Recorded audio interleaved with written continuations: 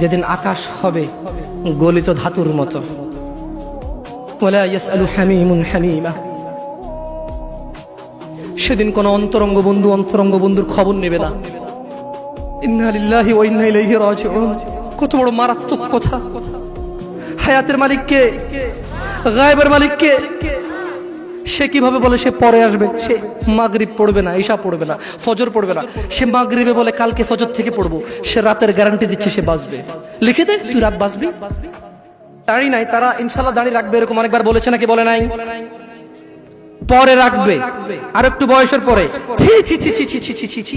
এমন হাজার মা বাবা পাওয়া যায়, ছেলেটা দাড়ি রেখেছে, এসএসসিতে পড়ে, বললো যে এখন রাখিস না, কলেজে উঠলে রাখিস। ওই মা, তোমাকে বলি, তুমি তোমার ছেলেকে আদর করো না? ছি, মিথ্যু মা। আরে তোমার মতো মারা মাইশাকে হত্যা করে ফেলেছে পরকিয়া করতে গিয়ে। তোমার চাইতে মাইশার মা অনেক ভালো ছিল, মেয়েকে হত্যা করেছে, অন্তত ইসলামে তো বাধা দেয়নি। আমি বলছি না খুন ভালো, আমি বলছি না খুন ভালো, আমি বলছি না খুন ভালো, আমি বলছি তোমার চাইতে ভালো সে তার মেয়েকে হত্যা করে নিজে অপরাধী হয়েছে, মেয়েকে তো অপরাধী করেনি, করেছে। তুমি তোমার ছেলেকে দাঁড়িয়ে রাখতে না করো।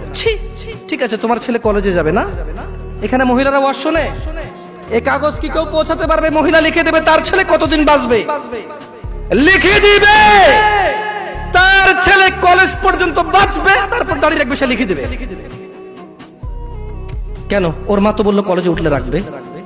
তা কিভাবে বললো ওর মা? আপনি বলছেন যে কলেজ পর্যন্ত বাঁচবে কিনা লিখে দিতে পারবে না, তাহলে ওর মা কিভাবে বলে কলেজ উঠলে রাখবে? এই ছেলেটা কিভাবে বলে আর একটু বয়স হলে রাখবে? ও তো জানে ও কতদিন বাঁচবে, ঠিক এই জন্য নির্ধারণ করছে যে আমি তো 200 বছর বাঁচবো, ওকে 150 বছর পরে রেখে দেবো। এরকম না হলে সে কিভাবে বলে সে পড়বে?